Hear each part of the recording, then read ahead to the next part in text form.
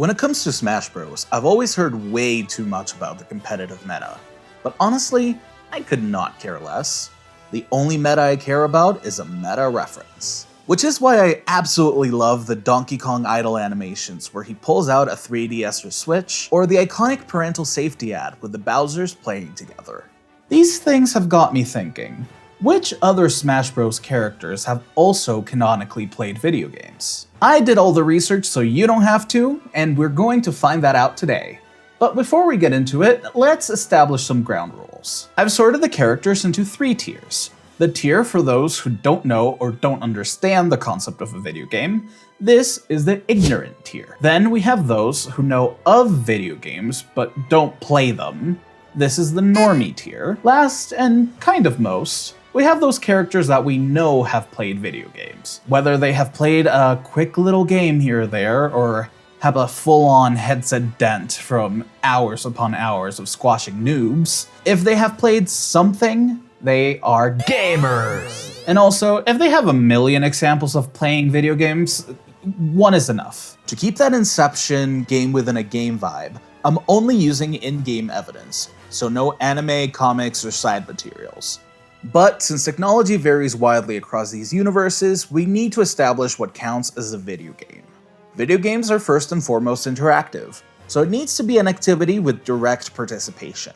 As a game, said activity is generally considered for fun, or in some cases education or training. Effectively, it is a low-stakes activity that doesn't pose an inherent danger. Whatever game is played needs to be digital to be considered a video game, so no manipulation of physical objects other than a controller, buttons, or similar things, and absolutely no participating directly within the game. We are not trying to touch grass here.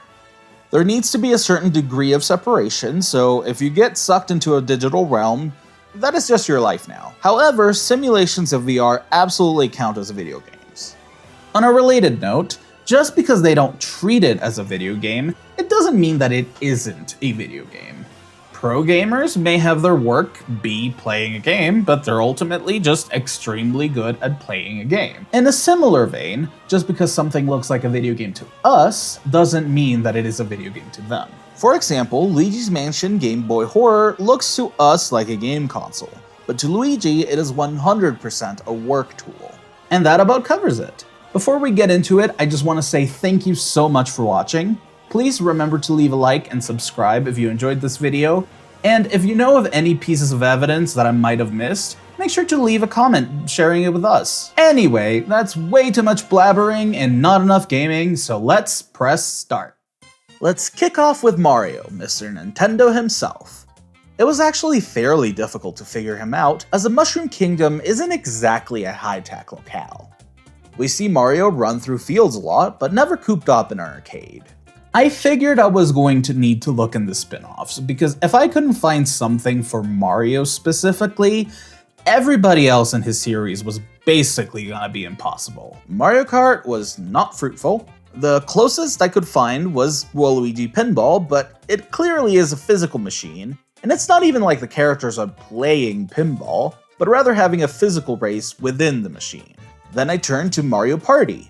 In Mario Party Jamboree, they actually do play Waluigi Pinball, but those are still analog machines, not video games. I was quickly losing hope when I was looking through the minigames in Super Mario Party, until I eventually found something that caught my eye. I went in to look at the intro for the minigame Stake Your Claim, and this is what I saw. There are actually a couple minigames in Super Mario Party that have this same setup. Now, this may not be the most standard-looking video game, but that is undeniably a screen, and the Mario characters are playing on it and are interacting with it. Based on the fact that the characters are sitting on what looks to be desks with books, this is probably the in-universe equivalent of Kahoot, which is good enough to count as a video game for me. Fortunately for me, besides Piranha Plant, every Mario character that's in Smash is playable in Super Mario Party. So right off the bat, a lot of our cast is going right to gamer. And just to say explicitly, this includes the Mario Brothers, the 3 princesses, Bowser Jr. and Sr., both Kongs, Yoshi, Wario, and Dr. Mario, who is just Mario committing medical fraud. As for Piranha Plant, yeah, this thing cannot play video games, and honestly, I don't even think it can understand what a video game is. So, I declare it ignorant. Since Donkey and Diddy Kong already got categorized, let's take care of King K. Rool next. There is no evidence of him ever playing video games, and he is not even present in any of the games where Donkey Kong has his gaming idol animations. But because he is from a universe where video games are evidence to exist, we'll put him in normie tier. Next up, we have the Zelda series, which is famously not very technologically advanced. There is some ancient tech in some games, but it is never shown to have any entertainment purposes. All in-universe minigames in the series are fully physical, and that is illegal.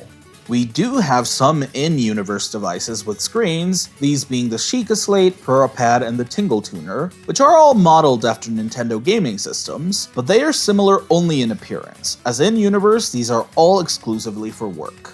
The Sheikah Slate and Purapad are glorified work phones, with maps, camera, and some superpowers for good measure. But Link does not have any games on his phone. As for the Tingle Tuner, it is comparable if anything to an RC car remote that allows you to lobotomize and control Tingle, but that a video game does not make. So, no version of Link knows what a video game is, and if he doesn't, then absolutely nobody else from the Zelda series does, making them all go in the ignorant tier. Moving on to Metroid, we have the first of many series that I know absolutely nothing about. Yay! For evidence of Samus, we need not go any further than the existence of Metroid Prime Hunter's First Hunt, as this is, in-universe, a training simulator from the Galactic Federation that Samus participates in. And even though this is not strictly a game to her, by all metrics this is effectively just her playing a really fancy VR game that she just happens to be a pro at. So, with this, we can say that Samus is a gamer! And of course, this includes Zero Suit since they're the same person. Now, as for Ridley and Dark Samus, I couldn't find any information in them playing video games, but it is reasonable to think that they would know of them. 1, due to the general tech level of this universe, and 2, because their main enemies use them for training. So, they're both normies. Since we just mentioned training simulations counting as video games, I want to tag in here 2 characters that have very similar evidence going for them. An extremely caked up Captain Falcon is shown in the beginning of F-Zero GX hopping onto a racing simulator, and in Metal Gear Solid, there are VR training missions that Snake participates in. Neither of these may be video games to them, but for our purposes they fit every definition of a video game, so whether they like it or not, they are both gamers! Now, Kirby and Company were a bit difficult to figure out. There are items like the remote control from Planet Robobot that fall into that same category of non-game devices modeled after gaming consoles. But no actual in-universe games are there to be found.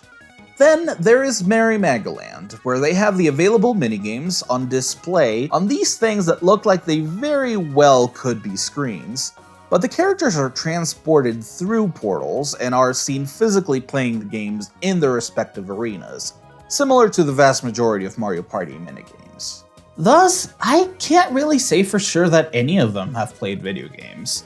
Instead, I'll just have to break even and say that Kirby, Meta Knight, and DDD do know about video games because the technology level in the Kirby series does make it seem like it's possible for them to be there, even if we don't have any evidence of them actually playing them. So, all 3 of them are normies. Unfortunately, I came to a similar issue with Fox, Falco, and Wolf from the Star Fox series. It is a very technologically advanced world, but we never see the characters play any video games or even really say anything that would imply that they know of them. There is a bit of a gap between knowing about Einstein and knowing about video games. However, we can tell that technology is also used for entertainment in this universe. In one of the endings of Star Fox Command, Fox and Falco leave to make a life together. And they were roommates, where they become racers and household names, which implies mass media, entertainment media, and by extension, the existence of video games. So, these pilots may be game, but as far as video games go, they are normies. And that includes Wolf too, by the way. Now, this next series was an absolute headache to research, but I managed to figure it out in the end. The vast majority of Pokemon games start us off in the Pokemon Trainer's Room, and there's always the era-appropriate Nintendo console right there. So, Pokemon Trainer is a certified gamer. That was the easy part. Now for the Pokemon? Boy, that was something. I looked through all the spin-offs where Pokemon talk and have a society of their own, and unfortunately, these tend to take place in settings where humans are nowhere to be seen. Either because they are in a post-apocalyptic world or in a fantastical one, these games never really have any human tech outside of the odd lab here and there. These games don't even really have any allusions to video games. I thought that I was gonna have to get into this whole thing trying to figure out if Pokemon could even understand what a video game is since they're animals. But then I managed to get and play through Pokopia. Trying to spoil as little as possible, this game makes it clear that Pokemon understand the concepts of most human technology, and they do explicitly show that they understand the concept of humans playing with their tech. Not only that, but there are some furniture items that are actual video games. I took a look at the arcade machine, which does turn on. Even though when it's on, it doesn't actually display any video games, it does have some sound effects, so we can assume that it is fully functional in universe, and the developers just took a shortcut here. So I did what any sane person would do, and enclosed a handful of the Pokemon that are present in Smash in a small square with only access to the arcade machine. After waiting for a while, Jigglypuff did this. They just repeatedly emote in front of it? I wouldn't expect them to make unique animations to make it more explicit than this, but within the logic of the game, that Jiggly is absolutely playing something. It might be the loosest evidence I have for any characters in this video, but screw it. Every Pokemon that is in Pokopia could potentially play with this thing, so I am deeming all of them gamers.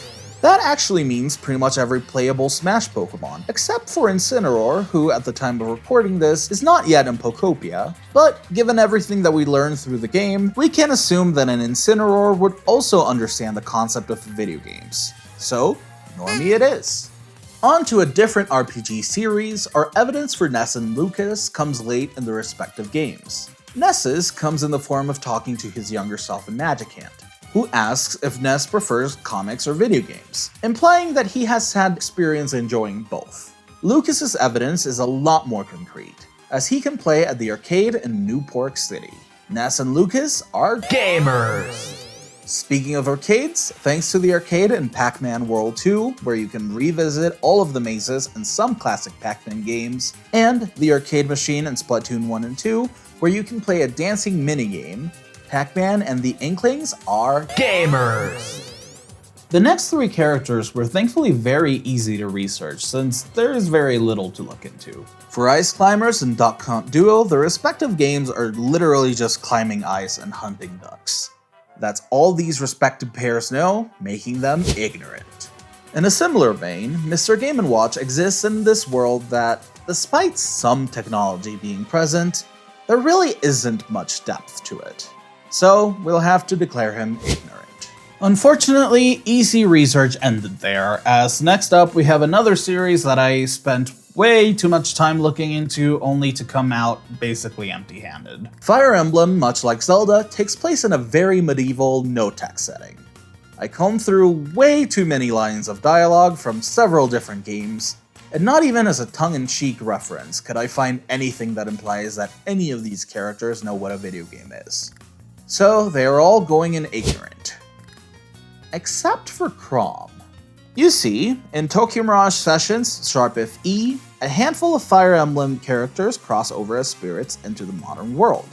Out of them, the only one that is also in Smash is Chrom. He looks extremely different, but his name is Chrom and his falchion looks to be the same sword, so we can reasonably say that it is him. And since this is modern Tokyo, he has definitely existed in a setting with video games. Oddly enough, Chrom is going in Normie tier. Onto a series with similar tech level, but completely different gamer levels, we have Kid Icarus, where pretty much all of the information we need is an uprising. The dialogue in this game is extremely comfortable with breaking the fourth wall, and the characters are constantly making references to video games. For Pitt, at one point he mentions feeling like he is playing a shooting game and that he can almost feel the controller in his hands. That is gamer talk right there. Dark Pitt was a bit more difficult since he is a reflection of Pitt and doesn't have his same memories, but is rather a manifestation of his dark desires.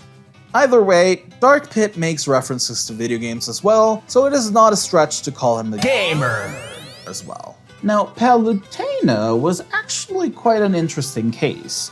She is the character that makes the most references to being in a video game. I almost considered making a self-aware tier just for her, but then I realized that I was gonna have to do a lot of research into other characters that I had already done, so I kinda scrapped the thought. But then I realized that there is a point in the game where she actually credits herself for a bit of the UI, and then it clicked.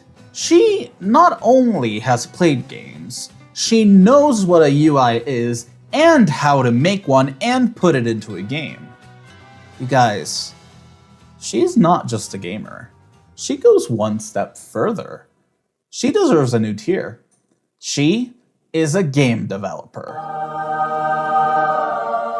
Also, now that we have this tier, I am going to be bumping Wario into it. He owns WarioWare Incorporated, the company that makes the microgames within the WarioWare series. So he is also canonically a game developer. Back in the territory of a series I know well, we're getting into Pikmin, my beloved, to look into Olimar. In Pikmin 2, Olimar can get letters from his family, and through them we can very confidently say that his son is a gamer. But as for Olimar, well, I'd say that comes down to how good of a father we think Olimar is. There is never any mention of Olimar playing games with his son, but one of the treasure notes in Pikmin 4 shows that he at least has seen his son play, as one of the music boxes reminds him of a game he plays. There are a number of video game treasures in the Pikmin series, and Olimar mentions attempting to play with some of them, but being unable to because they are busted. I feel like this could be evidence, but then there are some other treasure descriptions where it doesn't really seem like he even realizes that they were meant to be video games. So I think when he says play with these items, it means more so to tinker with them. Ultimately, I don't think I have strong enough evidence to say confidently that Olimar is a gamer, so he is going in normie. But if this evidence is enough for you and you believe that Olimar is a gamer, then let me know in the comments. Now, on to Sonic. For this one, I will give a major shout out and big thanks to my friend Skylar for pointing me in the direction of some evidence. In the original Sonic generations, you are able to buy a Sega Genesis, which Sonic can interact with and play the original Sonic. This makes Sonic not only a little bit of a narcissist, groundbreaking discovery, I know, but also, and more importantly, a gamer! Once again, major thanks to my friend Skylar, because without him, we would have had to declare Sonic a normie, and we can't have that. Now for a much more straightforward character, Rob. Do you know what Rob was literally made for? It was literally made to play NES games. This thing is a natural-born gamer. I know that it is technically not video game evidence, but I mean, come on. That origin story is plenty to make an exception for Rob. Another straightforward one is Villager, as in both the original Animal Crossing and in New Leaf, you can have fully functional video game consoles in your house that you can play with through your Villager. Villager is a gamer! As for Isabelle, she is a lot tougher to crack. She is obviously not a playable character, so we have to look into her dialogue for clues. In some of the New Horizons news announcements, she mentions watching TV and doing crosswords in her free time, which the latter could be digital and they would count as video games if so, but we never get any confirmation either way. I hate to say it, but I'm gonna have to declare Isabelle a normie. Next up is Mega Man, who, despite being in a very technologically advanced series, is never actually shown playing games. The most that he does is fight them. The closest we get is in Mega Man Battle Network, where he is a video game character in-universe. But as much as I like the extra level of exception there, that a gamer does not make. Mega Man is a normie. Next, we have the fitness crew with Little Mac and Wii Fit Trainer. Neither of them is ever seen outside of their general space. In Mac's case, the ring or training room, or in Wii Fit's case, the white void of fat shaming. That being said, Mac is canonically from the Bronx, so we could reasonably say that he would know about them, making him a normie. As for Wii Fit, the trainers reference the balance board, and while I feel like that falls into non-diegetic tutorial dialogue, as an instructor, tutorial dialogue is all that they say. Wii Fit trainer is a normie. And you know what? They would much rather be a normie than be caught dead sitting for more than 1 minute playing video games like a f***ing piggy. That's obese. Moving on to the Miis. Well, Tomodachi Life, take it away. Good evening, Sans Undertale. Do you feel like talking about homoerotic gaming? Sure. Hey, if someone was like, let's go homoerotic gaming, would you want to get in on it? For sure. I'm all about homoerotic gaming. I'm honestly kind of obsessed. That is some pretty hard evidence right there. Miis are not only freaky, but they are also gamers. Speaking of homoerotic gaming, Shulk exists in a world where there is decently high tech, but pretty much all of it is either industrial or scientific, not really for entertainment. Shulk is ignorant. In contrast, Pyra and Mithra do exist in a world with a video game, specifically Tiger Tiger, which you have to play a bunch to be able to get items to improve one of your party members. The issue for our sake is that Pyra and Mithra are not technically playable characters in Xenoblade 2, being instead blades or supports to the actual directly playable character of Rex. They can be there, just standing, completely ignored for hours while you game right in their face, but they themselves are just normies. Next up, we have the Street Fighter series, which actually ended up giving us the evidence that we need for our King of Fighters representative. Through his inclusion in Street Fighter 6, we got all the evidence that we need for Terry Gogurt. Right there on the character select screen, he's playing on an arcade machine. The Gurt is a gamer. Ryu and Ken are also in this game, obviously, but they aren't shown playing video games, so they are normies. And just to get them out of the way, with the rest of the fighting game crowd, let's talk about Kazuya and Min Min.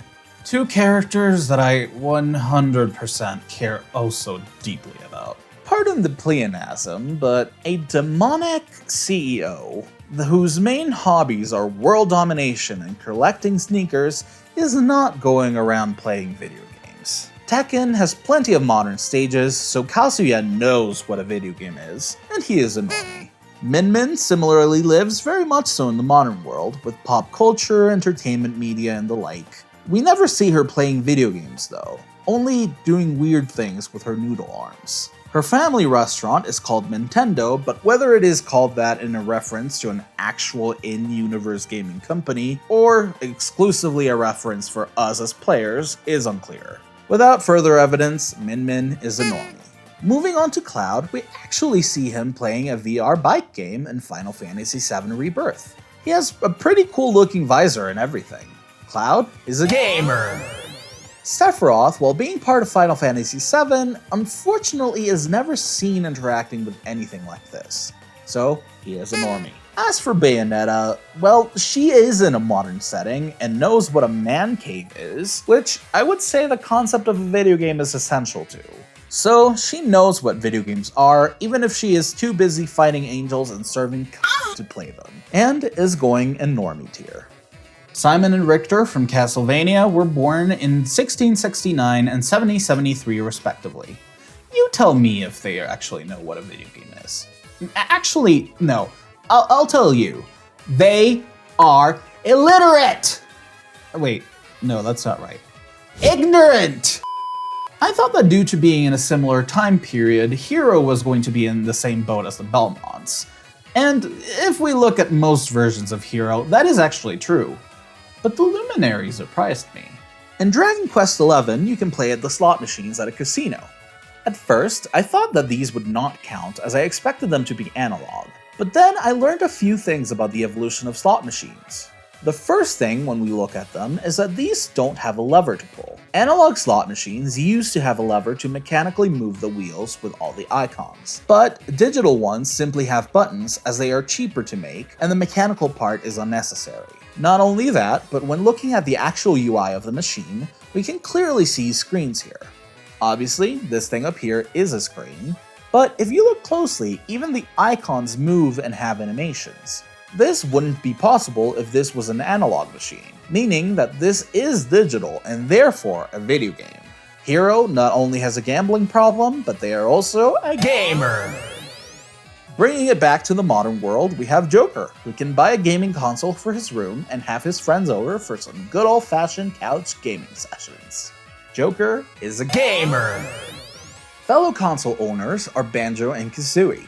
In the intro to Knots and Bolts, we see them living the dream. Banjo is guzzling down a pizza, and Kazooie is playing some games, both without a care in the world. We don't actually see Banjo playing because he's too busy with pizza, but in the background we do see that they have both an Xbox and a Nintendo 64. It is fairly reasonable to say that the two would play together a lot, even if not shown directly. I have no doubt in my mind that both Kazooie and Banjo are gamers. On to Sora. Our evidence for him comes from Kingdom Hearts 3, where Chip and Dale give him a gummy phone, and throughout the game you can collect mini-games to add to his phone. These games are known as Classic Kingdom and are a Disney-fied Game & Watch style collection. Sora has games on his phone, and he is a gamer. Last but certainly not least, we have Steve from Minecraft. In Minecraft, there is no technology, and you have to make everything yourself. There are no video games to be crafted. Is what I would say if I lived under a rock. You see, in Minecraft, the sky and your imagination are the only limits. And if you're crazy enough, you can do some wild things. So, allow me to introduce you to the crazy world of Minecraft computers. Whether done using command blocks or even just redstone like the example I'm showing here, it is possible to make functional computers in vanilla Minecraft without needing mods. And yes, it is possible to run Doom in Minecraft. The fact that Steve is the one putting this together only means one thing. He is not only a gamer, he is a game developer. And so that's it. That's how the tier list looks. Did any character surprise you? Before doing my research for this, I definitely did not expect so many gamers. If you enjoyed this video, please make sure to leave a like and subscribe, it really helps me out. And if you know of any gamers that I might have missed, then let me know down in the comments. Thank you all so much for watching. I am Linux, and I hope that you have a great day.